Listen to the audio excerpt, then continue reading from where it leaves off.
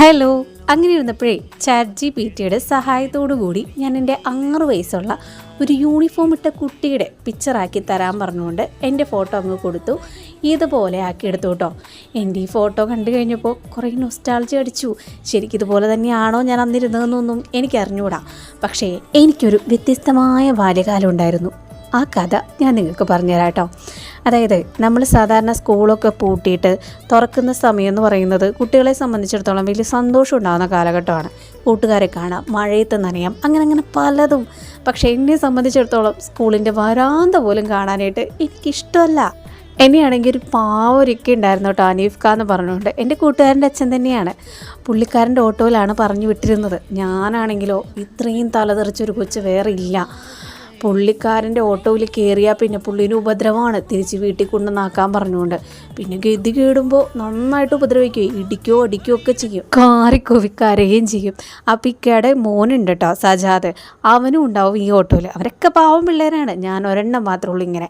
അങ്ങനെ സ്കൂളിൽ കൊണ്ടുവന്നാക്കും. ചിലപ്പോഴൊക്കെ എന്നെ ടീച്ചർമാർ തന്നെ തിരിച്ച് പറഞ്ഞു വിടും കേട്ടോ. അങ്ങനെ ആ ഓട്ടോയിൽ തന്നെ ഞാൻ തിരിച്ച് വരുമ്പോൾ എനിക്ക് സന്തോഷമാവും. അങ്ങനെ ഞാൻ വളർന്ന് വലുതായി, ഒരു കൗമാരപ്രായക്കാരിയായി. അപ്പോഴും എനിക്ക് സ്കൂളിൽ പോകുന്നത് വലിയ താല്പര്യമുള്ള കേസൊന്നും അല്ല. എന്നാലും ഒരു ദിവസം ഞാനിങ്ങനെ സജാദുമായിട്ട് സംസാരിച്ചു കൊണ്ടിരിക്കുന്നതിൻ്റെ ഇടയിൽ അവൻ പറയുകയാണ്, എടി നിനക്ക് ഓർമ്മയുണ്ടോ, എൻ്റെ ഉപ്പാനെ ഞാനുണ്ടല്ലോ ഒന്ന് തൊട്ട് പോലും നോവിച്ചിട്ടില്ല, പക്ഷെ നീ ആടി എൻ്റെ ഉപ്പാനെ ഇടിച്ച് പദം വരത്തിയേക്കണത്, ഇതൊക്കെ മറന്നോടിയെന്ന് ചോദിച്ചു. അപ്പോഴാണ് ഞാൻ ഓർക്കുന്നത്, ഞാനതൊന്നും മറന്നിട്ടില്ല ഗൈസ്, ഞാനതെല്ലാം ഓർക്കുന്നുണ്ട്. അങ്ങനെയുള്ളൊരു കുട്ടിക്കുറുമ്പ് പിടിച്ചൊരു കുട്ടിയായിരുന്നു ഞാൻ. അതുപോലെ തന്നെ സ്കൂളിലേക്ക് പോകേണ്ട സമയം എനിക്കറിയാലോ. ആ സമയത്ത് എനിക്ക് വല്ലാത്തൊരു വയറുവേദന വരും മിക്കവാറും ദിവസങ്ങളിൽ.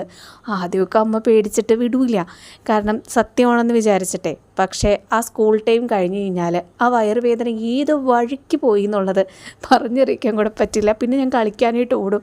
സ്ഥിരമായി കഴിഞ്ഞപ്പോൾ വീട്ടിലുള്ളവർക്ക് കാര്യം മനസ്സിലായി. പിന്നെ ചില ദിവസങ്ങളിൽ ചില ക്ലാസ്സുകളൊക്കെ കട്ട് ചെയ്യാൻ വേണ്ടിയിട്ട് തലവേദനയാണെന്നും വയറുവേദനയാണെന്നൊക്കെ പറഞ്ഞുകൊണ്ട് ബെഞ്ചിൽ കയറി കിടന്ന് ഉറങ്ങും. ഇതൊക്കെ എൻ്റെ സ്ഥിരം പരിപാടികളൊക്കെ തന്നെയാണ്. എന്തോ സ്കൂളിൻ്റെ അന്തരീക്ഷം എനിക്കെപ്പോഴും താല്പര്യമില്ലായ്മയാണ് കേട്ടോ തന്നിട്ടുള്ളൂ. കയ്യിലാണെങ്കിൽ പറഞ്ഞറിയിക്കാൻ പറ്റാത്ത അത്രയും കുരുത്തക്കേടും. അങ്ങനെ ഒരു നോട്ടിയായിട്ടുള്ളൊരു ഗേളായിരുന്നു ഞാൻ. പിന്നെ വളർന്നു, പിന്നെ അങ്ങ് ഒതുങ്ങി, ഇതുപോലെയൊക്കെ അങ്ങായി. നിങ്ങൾക്കും ഇതുപോലെയൊക്കെയുള്ള കഥകളൊക്കെ പറയാനായിട്ടുണ്ടെന്നുണ്ടെങ്കിൽ താഴെ ഒന്ന് കമൻറ്റ് ചെയ്യുന്നേ. നമുക്കറിയാലോ ഇതുപോലുള്ളത് ഞാൻ മാത്രമാണോ അല്ലെങ്കിൽ എന്നെപ്പോലെ തന്നെ വേറെ ആൾക്കാരും ഉണ്ടോ എന്നുള്ളത്. അപ്പോൾ എന്തായാലും കാണാം കേട്ടോ. ടാറ്റാ.